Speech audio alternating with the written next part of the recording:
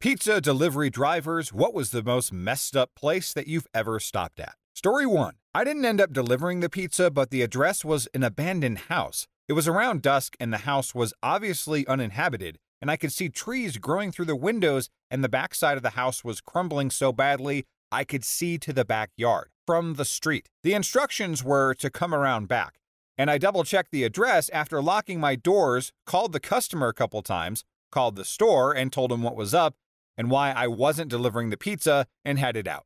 I mean, seriously, who would have been dumb enough to go to the back of that house?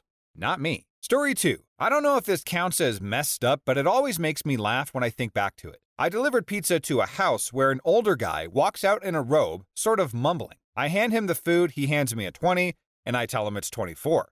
He mumbles okay and waddles back into the house, comes back and hands me another 20. I go to my pocket to get change, and then he slams the door on me. I also once delivered to an older woman who tells me to come to the side door. The food is about $34, and she hands me what I think is $40 and is really sweet, asking me how I'm doing and all that. And I get back into my car and realize that it's actually $60, and 2 of the 20s were sort of stuck together. I go back to her house to let her know, and she says, "Oh, I know, it's for gas and whatever else you might need." I always remember that lady because it was such a random nice thing to do and really made my day. I guess the guy in the first story was really hungry for some pizza, and it's a good thing that he didn't offer you a slice from the robe because that would have been really awkward. And that second lady must have mistaken you for a charity organization. I mean, who gives $60 for a $34 pizza? You must have been one charming pizza delivery guy. Story 3. I was delivering chicken from KFC, not pizza, but my worst stop was pathetic, really.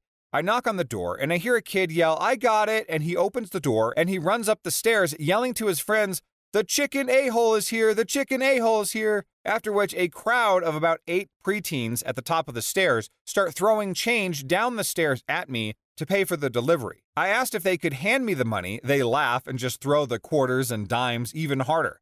So I picked up the bag of food, winged it up the stairs at them, it hit the wall, and I split. I told my boss what happened, and if they called to complain that I won't listen or apologize, I'll just quit if he brings it up. I found out later that he did get a call and told them to get stuffed. He was a good boss.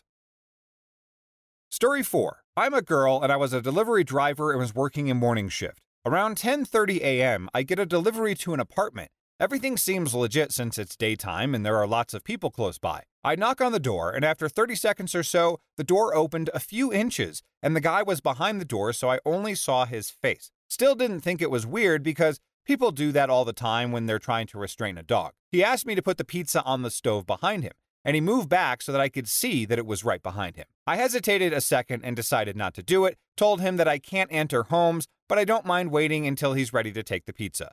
He asked again. He said, "It's right there." So I gave the same answer, really apologetic, and something wasn't feeling right.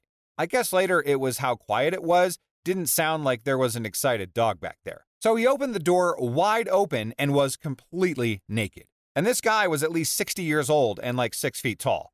I tried to hand him the pizza and gave him the total, averting my eyes the whole time. He wouldn't give me the money. He kept asking me to repeat the total and then moved into my line of vision. I just take a step back and looked straight up. Eventually, he gave me $25 and I got the hell out of there. Told everyone at the store, and for an $8 tip and a chance to deck the guy, all the boys that worked there hoped that he would order again. The next day, he did. And when the driver got back, he said that he had to wait at least 2 minutes, and when the guy answered, he was only wearing sweatpants. So he was sure that he would do it again to a girl driver, so the guy got blacklisted. Story 5. One night, I have a delivery to a pretty rural area. Now, a lot of my deliveries are to rural areas, so no big deal. But tonight, it's drizzling and especially dark, and I'm having trouble finding the address to the house that I'm looking for. So I roll down the passenger window and use my really bright flashlight, pointing it at mailboxes, tree posts, anything that somebody might have had their address on at the end of their driveway. So I'm driving along for like 5 miles an hour, pointing my flashlight, when the beam catches a guy wearing a black hoodie at the end of an obviously long gravel driveway, staring directly at me. More of a glare, really. But whatever, just could be on the phone or something, and then it gets weirder. I finally find the address I'm looking for and pull into the drive and hop out of the car. That's when I get the sinking feeling. No cars, no house light, boarded up windows, and if you've ever been a delivery person, you know that this is the time to get out of there because you're about to get robbed. Right as I'm about to jump in, throw the car into reverse, and nope the heck out of there, I see a man walking across the empty field adjacent to the property towards me. Crap. Now, I'm a pretty burly, bearded dude, so I don't worry a lot on deliveries, but this scared the crap out of me. When he gets closer, I see him very obviously tucking something into his waistband, what I can only assume was a gun. He then says in a thick, menacing southern accent, "I thought you was the law." I guess because of how I was scanning the addresses.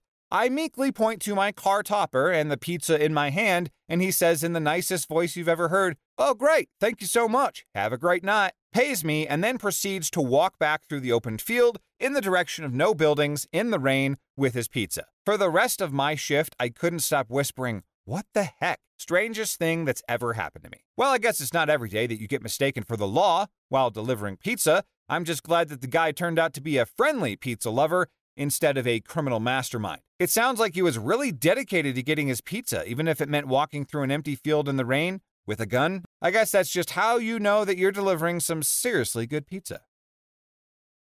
Story 6. I delivered subs, but one of our regular clients was an old lady in a nursing home who thought it was like 1940s or something. She was super nice, but nobody would deliver to her because she would only tip you like 25 cents, because again, she was living in the past. But I loved to sit and talk with her, so I always volunteered to do it. The nurses would pay the tip if they saw me, but usually I only got a quarter. Her delusional state was heartbreaking. She was for the most part lucid aside from realizing what year it was. She'd give me hair and makeup tips, loved to talk about men, and always told me stories about her husband, but seemed unsure of where he was because she'd never mentioned him dying or if he visits. Story 7. The GPS led me to my city's hospital. After getting directions from a lot of employees, I finally found the room. I'll admit now, I really should have paid more attention to the signs, but I was in a rush and I didn't bother. Luckily, there was a nurse already in the ladies' room.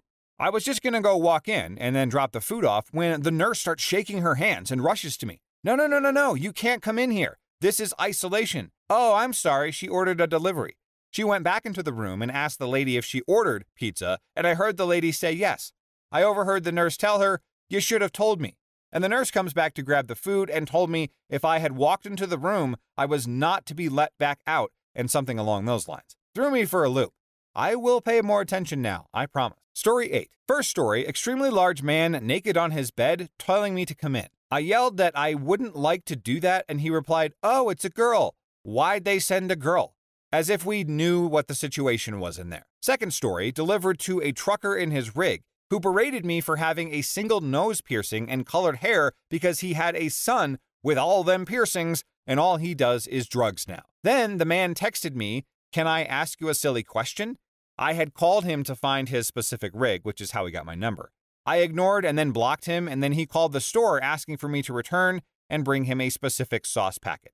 My manager said no and told him to stay in the store with the crew until it was time to leave. Third story, one woman answered the door in a thong and asked where another delivery driver was, but told her that he wasn't working, and she replied, "Well, he knows to always do mine for me." Again, tried to explain that he was not present in the store that day, and later found out that he was dealing while delivering. Probably many more. Pizza delivery is a rite of passage, in my opinion. Yeah, it sounds like pizza delivery is not for the faint of heart, really. From naked men to creepy truckers, it seems like you guys have seen it all. I guess it's a good thing that you have a tough skin and a good sense of humor to go along with it. Who knew that delivering pizza could be such an adventure? It definitely sounds like a rite of passage for sure. Story 9. So while I was an undergrad, I worked as a pizza delivery driver. I had a delivery to a dodgy part of town with a delicious pie. When I got in within a couple miles of the residence, a local sheriff's deputy got in front of me. We made all the same turns. And then, as we got closer, another got in front of him, and then one behind me. I started freaking out a bit, as I'd been smoking some weed, but carry on. Finally, we all get to the same residence, which is just totally surrounded by police in riot gear, guns drawn, all that crap. I get out with my pizza and discover that the house that I'm supposed to deliver to is the one with SWAT out in front. One of the officers waves me off and says, "Yeah, he's not going to need that today." And they proceed to breach the door, to which I return to the car with a free pizza and get the hell out of there. They were added to our do not deliver list, but I don't think that we ever heard from them again. Story 10. First time to a huge mansion that was renowned for big tips where you had to go around the back to a gate leading to the pool patio.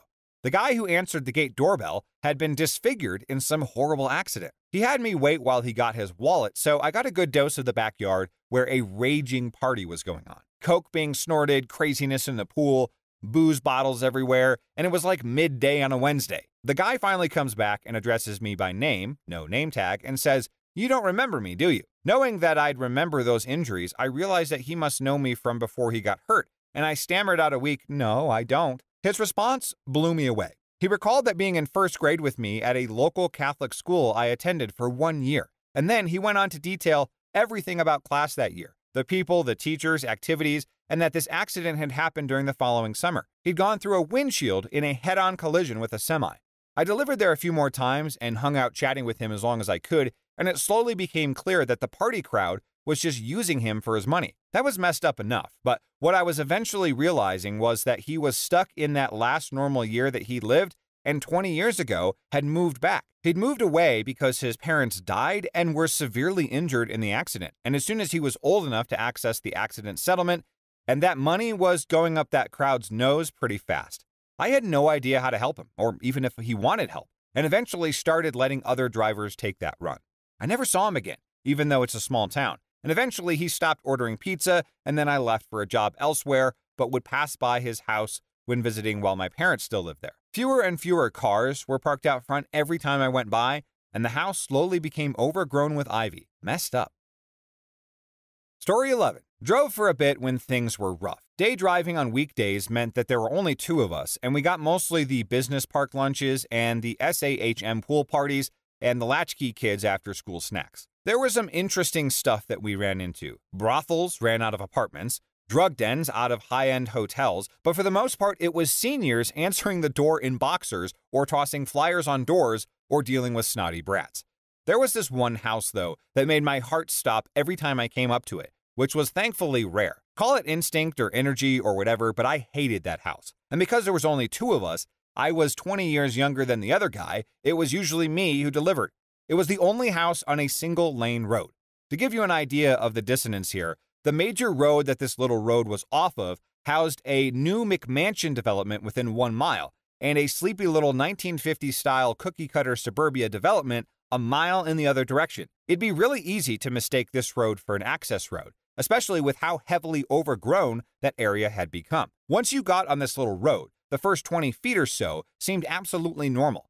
It's after you turn the bend and the road turned to gravel that things went crazy. We're talking the road lined with construction workers and Smokey the Bear cutouts wrapped in barbed wire and holding model rifles. Naked store mannequins covered in paintball splatter with BB guns tied to their hands and pointed at the road. Signs every 5 feet or so that said no trespassing, private property, CCTV recording in progress, you're being watched.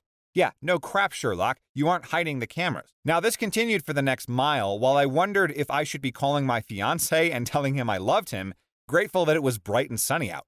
So I get to the gate and call the customer, which was the most normal part of this, tell him I'm outside, only to be told not to approach the house under any circumstances and do not leave the vicinity of my car. Okay, dude, you know what? I'm intimidated. I'm a 24-year-old woman a mile into the woods at some psycho's house fort with crap reception on my phone, and I'm just trying to deliver a pizza. So I get out of my car, take out the pizza bag, and lean against the side of my car and hope that I'm not about to make the nightly news.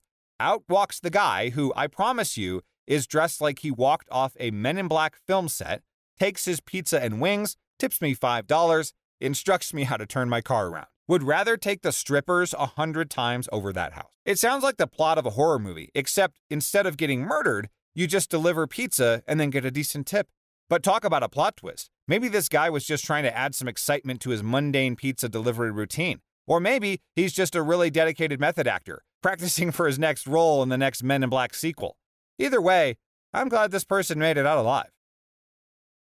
Story 12. A few years ago, I delivered to a house where the whole family was out front when I arrived. There was also a husky puppy who got into something in the grass. The wife's response was to shake and cuss at it. I put on a joking voice and said, "Hey, you can't shake it out of the pup." And the husband did some flex on me by saying, "Thanks, you deliver pizzas," and then stiffed me. I didn't tell anyone at work, and that night around 2 a.m. I went back to the neighborhood, parked a little block away by a patch of woods and to their backyard fence.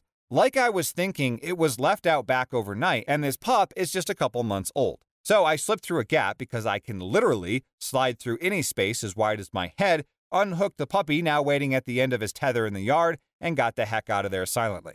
I gave the puppy to a friend because she and her husband are unbelievably good people, and he's been such an amazing dog.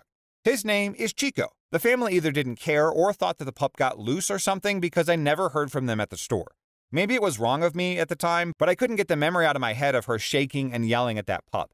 And I guess the story my parents told us of when they rescue stole a puppy put it all together. Story 13. I drove for Domino's in college and had to deliver to a house in a bad part of town.